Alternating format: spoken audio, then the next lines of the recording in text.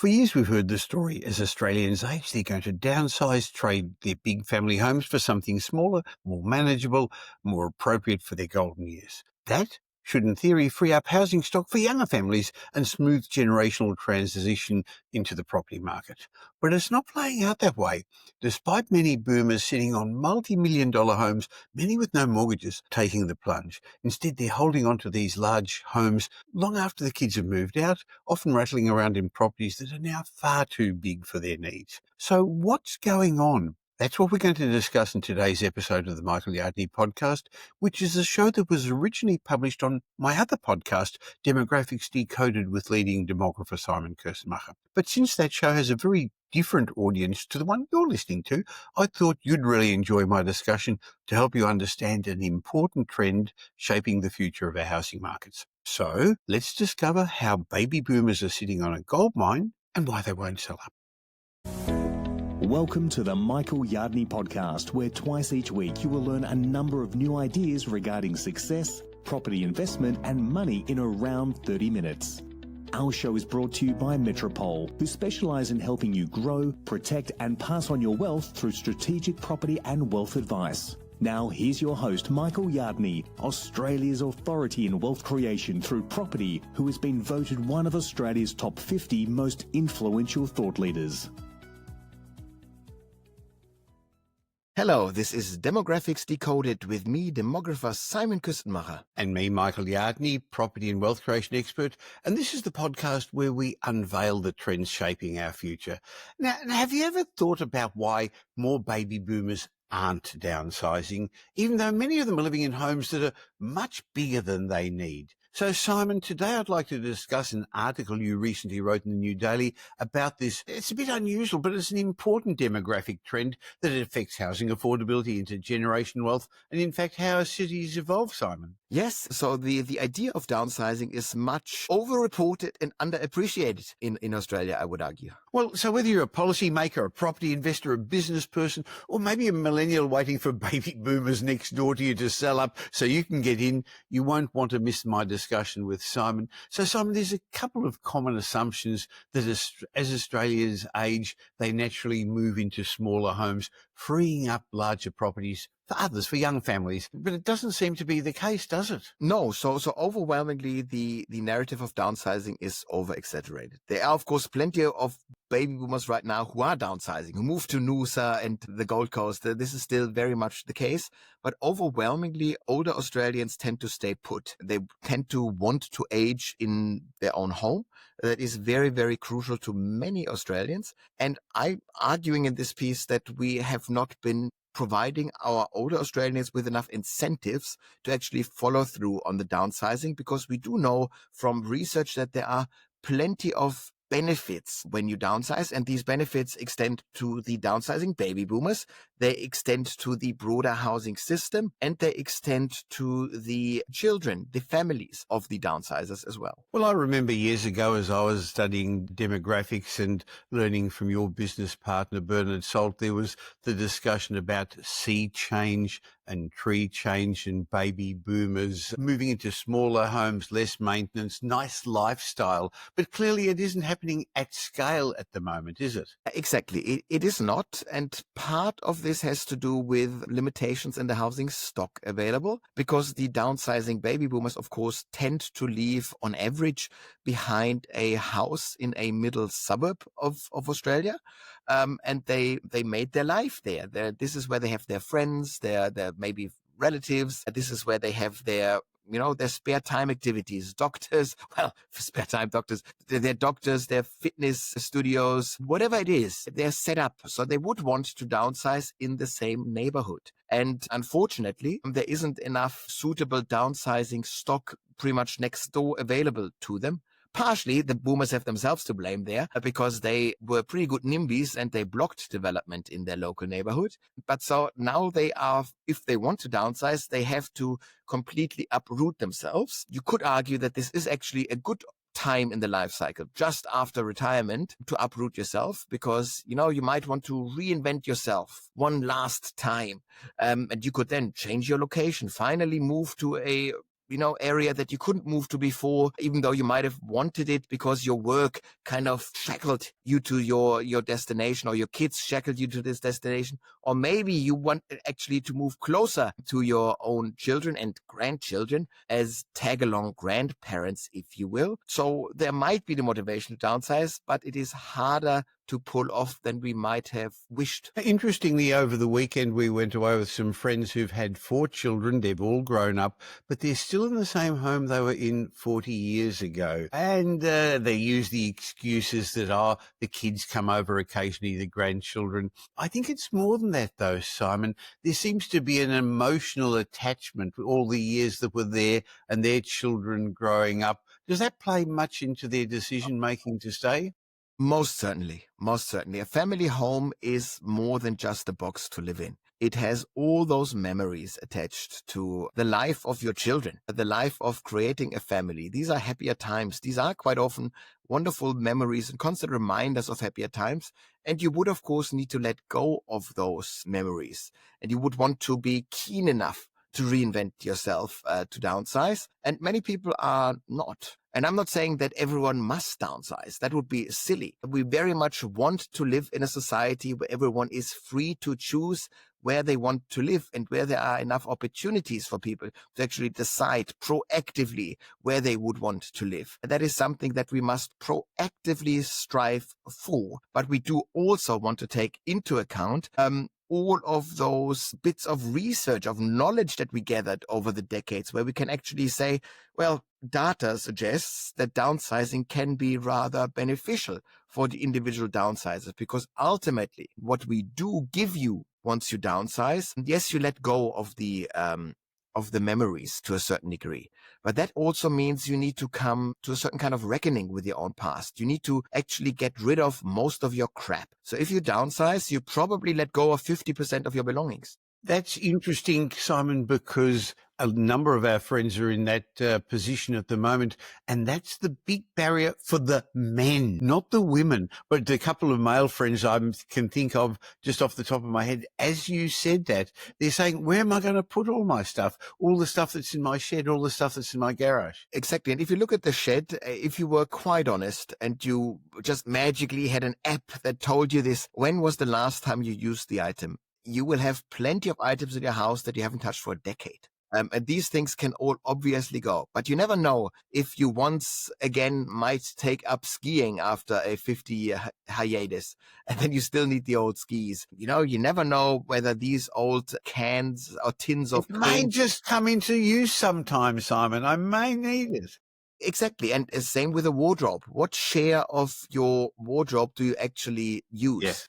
And there's data out there that says it's a minusculely small share, and letting go of this actually frees you up because your stuff holds you back. It kind of ties you in. There's a certain kind of freedom that you can create when you let go of stuff. Also, it kind of forces you to actually reevaluate what you actually care about. And what it comes down to is ultimately you don't care about your stuff. Ultimately, you do value your family, your relationship, and probably your own spare time. And just having a large house, having vast amounts of stuff actually frees you up to do other things. And to a degree, you need to be comfortable with this because it can be uncomfortable realizing that you don't have too much busy work anymore. And you then come to this whole reinvention narrative again. What do you want? I recently spoke at the Retirement Living Summit in Australia, wonderful event. And in order to prepare for this, I did spend hours and hours watching influencers on Instagram. And I'm not talking about young bikini-clad influencers or anything like this. We're talking about the baby boomer women in the US that essentially sell you on the idea of downsizing. An absolutely fascinating YouTube rabbit hole to go down into. And it's just quite freeing that the stories that people tell you about not being weighed down by all of those belongings that you accrued over the years. And that's something I would say you would actually want to make sure you make use of in your retirement. Ideally in your early 70s to mid 70s, both partners are still alive. You're still healthy enough to undertake these projects because it is a lot of work. You probably own tens of thousands of individual items in your house by now, and you need to get rid of them. There is a certain kind of challenge here, though, because the generation that is now meant to downsize, the baby boomers, are, of course, the cohort that was brought up by a generation that lived through the First World War, Second World War, that saw a Great Depression. And so they kind of told their baby boomer kids that it is very important to value all of those belongings, that it is it's a big privilege to own all of those things. And they know what it is, what it feels like to go without those things. And so, in a sense, many baby boomers overcompensated and they value their belongings a bit too much. And you then go down to their children, the millennials, born in the 80s and 90s, who actually do not care about their boomer parents' stuff. They just see this as a annoying task once mom and dad die, that you need to get rid of all of this stuff. Now, that's the emotional side. But Simon, as I see it from the property side, there are some financial disincentives. Fortunately, there's no capital gains tax, and a lot of, when you sell your family home, and a lot of baby boomers have actually paid off their home, so they've got a lot of equity, they don't have a mortgage, but there's stamp duty when you buy a new property, your new home, and that's actually quite a big barrier. Do you see financial disincentives as being part of this complex decision-making process? Absolutely. So if I am the government, so to speak, and I wanted to ensure that more people within the system can right-size, meaning baby boomers can move into a smaller dwelling that gives them less stress, less cost, gives them more time, frees up financial assets for them. All the while I create more space for families to move into. What can I do? As a government, I can't tell people how wonderful this is. This is pointless. People make up their own damn minds. So that is what government can't do. But government can create certain kind of financial incentives. So you could consider what kind of stamp duty,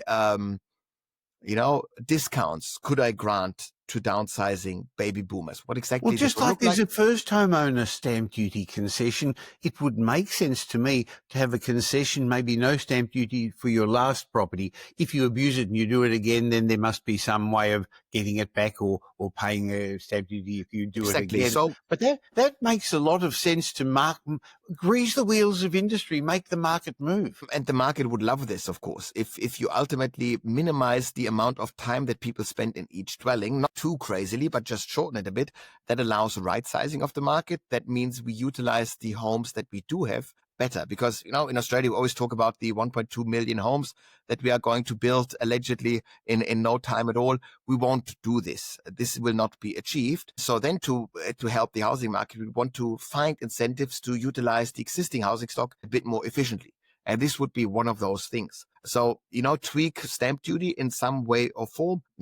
I'm not the best expert to ask here what exactly to do here, but that's an obvious lever. Another one would be the pension asset test. That's the idea that you do not want to sell your house because you then all of a sudden look rich, or you become rich on paper and then your pension gets cut, and people don't want this. And so this, of course, leads to this bizarre situation where we have countless of widows on rather meagerly pensions living in a $2 million house. And that makes no sense whatsoever. Granted, her millennial kids might be okay with it because they go like, yeah, whatever, she just scrapes by there in this house. And once she dies, we'll sell the house, and the 2 or 3 kids, they will divide the profits. But ultimately, this isn't serving the retiree in their best. But of course, again, this is probably it's largely a lady, the widow there, because she's younger than her husband. She has longer life expectancy than her husband. And she very much became part of the local community. She knows her neck of the woods. If you wanted to incentivize her to downsize, you can set all the financial incentives you want. If there isn't a suitable dwelling pretty much nearby, it won't happen. Well, that's another factor. So apart from the financial, most baby boomers don't want to move into tiny apartments, as I said. They want quality accommodation, but they also require them in walkable communities. And as you said, Simon, they want to be in the same community, go to the same hairdresser, the same doctor, the same dentist. But the housing stock doesn't seem to be meeting their expectations. What's holding developers back from this? I mean, the right sizing is the fancy word we use nowadays rather than downsizing. What's holding developers back? Part of this had to do with local councils in the middle suburbs where baby boomers are now aging in blocking development. And the reason, we discussed this before, we did not incentivize any local government to actually push development through. Because as a local councillor, whatever development you push through, someone in your community will hate it. And so you go, well, it's easier than to just say no to block developments. And then if it's really important, the courts, they force you to build it. And then you can wash your hands clean as a elected official and say, well, I wanted to block this, but the evil bureaucrats there, they forced it through. So that's a mistake. And to be honest, the states are now taking more and more control. We see this particularly in New South Wales and in Victoria, where these states snatch power away from local government and they enforce very strict housing targets on the local government areas. This has mostly to do with the middle suburbs of our big cities, because on the urban fringe, there are no neighbors to complain. So growth always occurred on the fringe. Also, the inner cities of our big cities, they look like New York, full of skyscrapers. We kind of got okay with the concept of density in there, but it's the middle suburbs that are bizarrely underdeveloped, where we have bizarrely low population density from an urban planner's perspective. And so you go, well, you'd want to increase density there, and you now pretty much take the opportunity away from local governments to say no. That would then push through relatively high density developments. We're not building 20-tower skyscrapers all over the shop, but we are building decent medium density because we can, and it is more profitable than to build yet another family home there. And so ideally, I would suspect that quite a few of those dwellings, because they are relatively expensive per square meter, will be snatched up by retiring baby boomers rather than young families. Well, they will be relatively expensive for the reasons that you said, the location, the size, the quality of the finish. But there's a market for it because baby boomers in general are wealthy. The annual World Wealth Report, now being brought out by UBS, showed that Australia is again amongst the wealthiest countries in the world. Our median wealth is number 2 after Luxembourg, but it's actually concentrated in the hands of these baby boomers. We've discussed it in previous podcasts before, Simon. They've had more time on their sides, the baby boomers. They bought their homes many years ago and have paid it off and have got substantial equity. So when people ask who can afford to pay those prices, a lot of baby boomers would. I think in the past, though, as baby boomers, we used to think we'll downsize, we'll move into something cheaper, sell up our homes and have money left over. It doesn't sound like there will be a lot left over if you want to move into quality accommodation, right-sizing in the same location, will there? Exactly. So this is part of the reason why baby boomers are a bit cautious, because the idea, it must be a home run. This whole thing is like you sell your big fat family home. Let's call it, $1.5 million you pocket for it. Wonderful. But you then need to live somewhere. And it's not that you can find a $500,000 apartment that would then be in the same neighborhood. It will be reasonably expensive. And so then you go, well, there's a lot of effort of doing this. Is it really financially worth it? Oof, who knows? And so you just make it too easy to second guess it, because it's not as simple as sell the house for $1.5 million, buy a nice 2-3 bedroom apartment for $500,000. These apartments are much more expensive if your house has that value. So the money that you free up doesn't feel all that much, and it probably isn't all that much. And so I would suspect that without additional financial incentives, more baby boomers will procrastinate with the downsizing.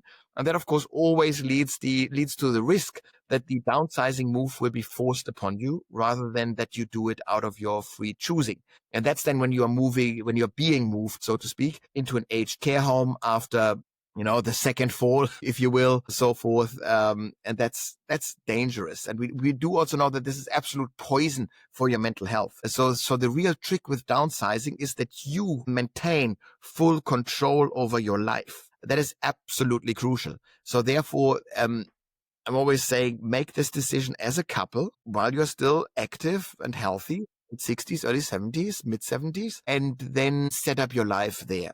And maybe later on, you'll have to move to an aged care facility. But usually, once you downsize, you move into an appropriate apartment, you actually prolong the amount of time, statistically speaking, that you can live independently. And that would be very, very welcome, because ultimately that's what the baby boomer generation in particular values: independence, be in full control of your life. Sure, they're not in a hurry to go into retirement villages, but what are the consequences of them not downsizing, Simon? I'm not talking about the emotional or the family ones, but within the property market, who's missing out when family homes don't turn over? Well, who's missing out are the kids of the baby boomers, the millennial kids who are right now making babies, making families, and they then of course need bigger houses. And because the family-sized dwelling stock in the middle suburbs, in nice commutable distance to the CBDs, is locked up by empty nester baby boomers, that means the millennials have to move far away to the urban fringe and buy houses on the greenfield development sites.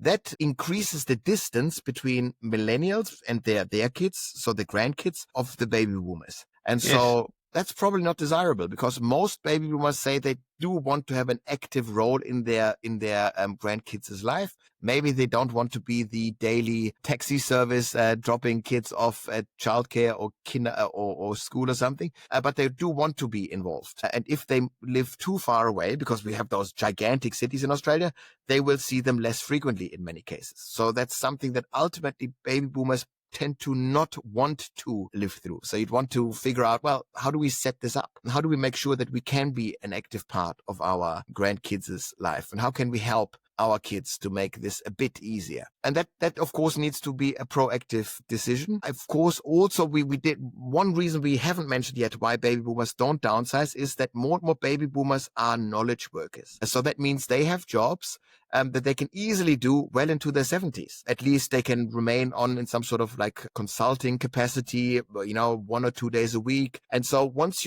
as long as you are still linked to your place of work, even if it's just a tiny bit, you go, why would I downsize? Why would I change things up? I'm still active and working. So in your head, you haven't really retired. In your head, you have not reached the stage of the life cycle where you might consider downsizing. So therefore, we just don't act on it. Now, Simon, a moment ago you explained about the hours and hours of research you did before you gave that talk to the retirement community. Now, I'm going to ask you a couple more questions about our main topic of discussion today, but maybe you could just explain to our listeners and our viewers what you do and how you help your clients, because I know you put a lot of research and you don't just hop up on the stage or present to them.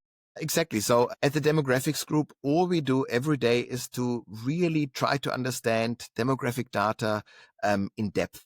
And then on stage or in this podcast as well, I try to show the audience a particular slice of the world through the demographic lens. There's always much, much more to any kind of topic than the demographic angle, but self-serving narrative, I claim that the demographic story always plays some sort of role. And we help audiences to understand this and therefore to understand their own audience, their own issue, their own world a bit better. I'll leave a link in the show notes of how people can get onto you through the demographics group and see if you can assist their businesses, their organizations, their institutions. Now, having said that, I know you also do consult to government and government bodies. Do you think governments understand all this? I mean, their job, in my mind, in part is to provide the right sort of accommodation or assist in developers providing the right sort of accommodation. Are they relying on outdated assumptions of how we age and where we want to live? Well, I think governments they have access to all the data. So they should be able to just make very, very pragmatic policy decisions. So that's I think what should be the case. But ultimately governments make political decisions. Ultimately the goal is always to want to be elected. And so you go, well, what's the incentive here? One of the negative aspects of encouraging more baby boomers to right size, and see that how I phrase this as negative. One of the negative aspects is that this might drive down house prices. Because ultimately, if you better utilize the existing stock, the value of new dwellings goes down a tiny bit or it doesn't grow as fast. And that's a problem, politically speaking, because ultimately 3/4 of voters own their own home or have a mortgage on it. So they want their biggest asset to go up in price, which is the main reason why housing is unaffordable in Australia, is that we created a system that drives up prices because it is politically a convenient and easy win. And so if you'd said, well, There is a policy that uses housing stock better, that has a negative push on house prices or a downwards push on house prices. That's not very convenient, because still people want the asset to go up in value. So I hope that slow kind of answered your question and showed how cynical I am about housing policy in this country. So what one policy change would actually shift the needle on downsizing rates? I'd say kill the stamp duty, pension Yep. asset test, boom. That would make it much more financially juicy to downsize. And you then have people downsize at scale. You'd have people move in. One of the things that we are not solving with this is the distribution of the divergence of Australia into winners and losers, into asset rich and asset poor cohorts. Because the baby boomers that can downsize are usually people that own their own home. And then they give money to their kids. They can also own their own home. That's all wonderful. That's a positive intergenerational wealth transfer there for the asset owners. But if you are a non-asset owning family of baby boomers, there are also baby boomers who do not own their own home. You'd say, well, for them, downsizing would make sense because they don't need to pay stamp duties or anything in downsizing, and they just have lower costs. That's actually a no-brainer if it is suitable. But if they can find accommodation. They can find accommodation if they feel up for it, because it is also just a nuisance to move. And it's always more convenient to not move than to move in the individual short-term moment. So, Simon, if a baby boomer came to you and said, look, I'm thinking about downsizing, but I'm not sure, what would you tell them to consider? First and foremost, because you deal with an individual human being there, I'd say, well, tell me about your retirement. What do you actually want out of your retirement? What's your goals here? And then quite often people tell you about long-held passions, desires, travel plans, and you go, well, look at this. There's a way that could free up capital to do this. And you do need to know that if you're in your late 60s and early 70s, do all of your travel desires right now. Do not hold back, because your health, statistically speaking, declines. You will probably not be the one exception of the rule who is running marathons at 99 years of age. There's always one of those persons out there, but ultimately you won't be that person. So you must make sure you use this last hurrah, so to speak. And so you need to understand the individual goals, and you establish a bit of a profile then of the person, and that would then probably lead them to come up with a bit of a proactive plan. Well, Simon, from what I understand, from what you've taught us, downsizing isn't just about how many square meters, but it really is about lifestyle, identity, community, and the kind of housing we make available for older Australians. You've shown us that I guess we can't just expect baby boomers to shuffle quietly into apartments and leave their family homes behind. We need to create the right kind of housing options, give them the right incentives, and rethink how we support people moving through this stage of life. But Simon, I think if we get it right, we can free up more homes for younger families, reduce pressure on the housing market, and help our cities evolve smarter and in a more sustainable way. So for those listening to us or viewing us, thank you for once again joining us for Demographics Decoded. If you enjoyed today's podcast, please share it with a friend. Our readership and our listenership, our viewership keeps increasing. I'm really pleased, Simon, how our podcasts are ranking very highly on Apple Podcasts and on YouTube and Spotify. So if you don't currently subscribe, click the subscribe or follow button so you get future episodes. And Simon, I look forward to catching up with you again next week for some great insights into the trends shaping our future. Fantastic. Very much looking forward to next week already.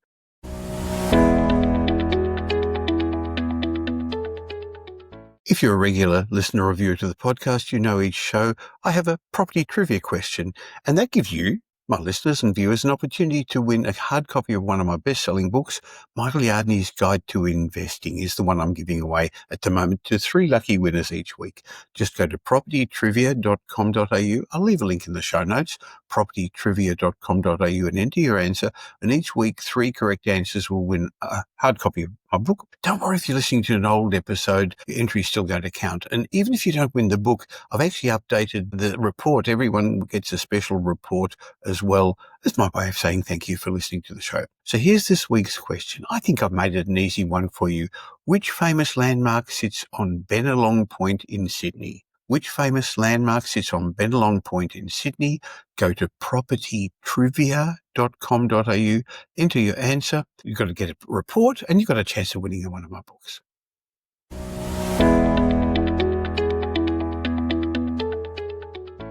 I hope you enjoyed today's chat with Simon Kuestenmacher, and if you don't currently subscribe to my other podcast, Demographics Decoded, please go wherever you're listening to or watching this podcast and look for Demographics Decoded, where Simon and I talk about the big trends shaping our future. And that's an important way of looking at things as a property investor. Property investment is a long-term game. So play along with me for a moment. Just imagine you're still listening to this podcast in 10 years' time. I've been doing this almost 10 years, but if you listen in 10 years' time, what will you have achieved in your property investment by then? Will you have achieved financial independence? Will you build the property cash machine that gives you a substantial passive residual income so you've got more choices in life? I thought about this because not that long ago I was catching up with Paul and Annette, who are now in their early 50s, and they're planning to transition into the next phase of their property investment journey because they plan to retire in 10 years' time. Now, I don't see many clients anymore, you probably know that, but I've been working with Paul and Annette for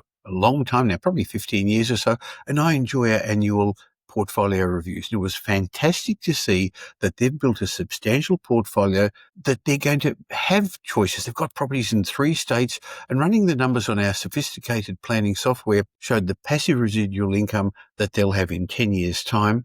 And that's going to give them the financial freedom they're looking for. Some people would say they're lucky. I know they've planned to become the people they plan to become. They received good advice from our team at Metropole, and then they acted on it. And now they feel in control of their financial future. They know where they're going to be in 10 years' time. Do you? Would you like us to run the numbers through our sophisticated planning software for you? In fact, that's what we do before we even talk about where the next property should be or what you should buy. So why not go to metropole.com.au and have a complimentary wealth discovery chat with one of the wealth strategists at Metropole to discuss your options for your financial future. We're much more than just another buyer's agent. We help our clients safely outperform the markets and create intergenerational wealth through strategic property and wealth advice. Our planning software will tell you where you're going to be in 10 years' time, or 20 or 5, depending upon where you are. More importantly, it'll also tell you if you're heading in the right direction. Go to metropole.com.au. Now here's Michael's mindset message. Remember, a change in your thinking will lead to a change in your life. In my mindset message today, I'd like to share with you the concept that luck rewards the prepared. Over the last 50 years in property, I've seen this play out time and time again. You see, the real fortunes in property aren't made during a property boom. They're made before the boom by investors who recognise the signs, trust the process, and have the courage to act while everyone's still sitting on their hands. Now, right now, we're at the beginning of a new property cycle. Well, it's already started a while ago. But in some cases, it's not always feeling like that because there's still noise. There's still concerns about the economy, about interest rates, mixed economic messages, worries about what's happening overseas. Is unemployment going to rise? Is Australia going to fall into recession? But experienced investors know that this is when the real opportunities emerge. Looking back, I've noticed something interesting. The most successful property investors didn't just work hard or time the market perfectly or get every decision right. They got lucky and they were ready to take advantage of it. Now, luck in property might look like stumbling across the right property at the right price, meeting the right advisor at the right time, or having the discipline to hold on to an asset others were too nervous to buy. But it's not the luck that made these people wealthy, was their ability to see the opportunity and take action when others were hesitating. I've watched this unfold at the start of every property cycle, with interest rates falling and continuing to fall. We are at the beginning of the next stage. You've heard me talk about the property super cycle before, but that's going to, not a boom, but we're going to have a prolonged period of growth. But some investors are still worrying and waiting while others are prepared to pounce. Guess which group ends up looking like geniuses in 5 years' time? So here's the mindset shift I'm going to suggest for you. Don't wait for the perfect conditions. They don't exist. Get clarity, get a strategy, get in position. Because as I said, the new cycle's already begun. And this is exactly when the next generation of property millionaires starts building their wealth. Now's the time to get ready for your next move.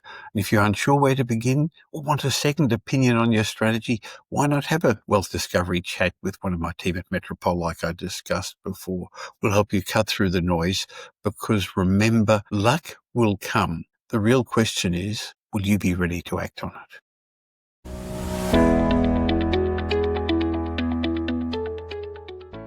Thank you for spending the last little while with me. I hope you got some benefit from this show.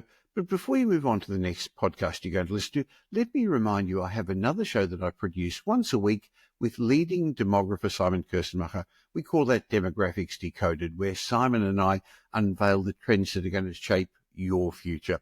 In my mind, this is a must-listen-to podcast for anyone interested in property investment, but also for business people and entrepreneurs. So if you don't currently subscribe to Demographics Decoded, just please stop for a second and subscribe on your podcast app where you're listening to this, or on YouTube.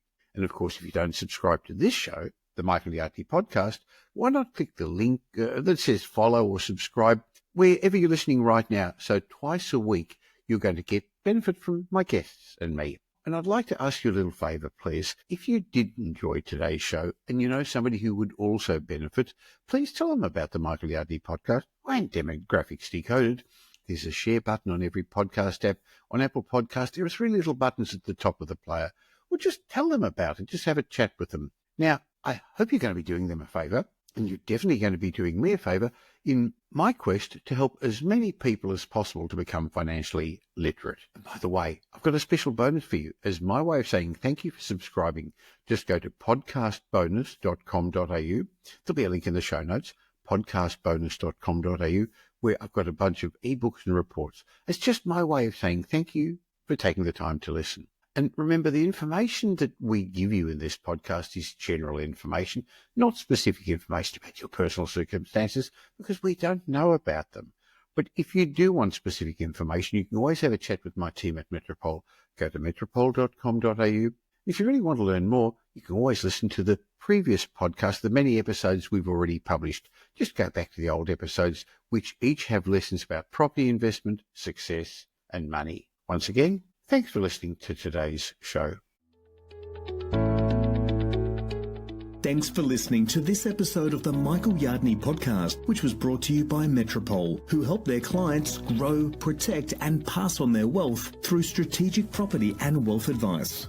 If you like what you heard and don't already subscribe, you'll find us on iTunes or on your favourite Android app as the Michael Yardney Podcast. Watch out for our next show, which comes to you twice a week, and you'll learn some new ideas about property investment, success, and money in around 30 minutes. To get more of Michael's thoughts, go across to www.propertyupdate.com.au and sign up for his daily morning briefing, and you'll hear from not only Michael, but a group of leading property success and money experts. And just a reminder that the information you heard in this show today is general educational advice and not specific investment advice, as we don't know your personal circumstances. If you're looking for specific advice, why not ask the team at Metropole to help you?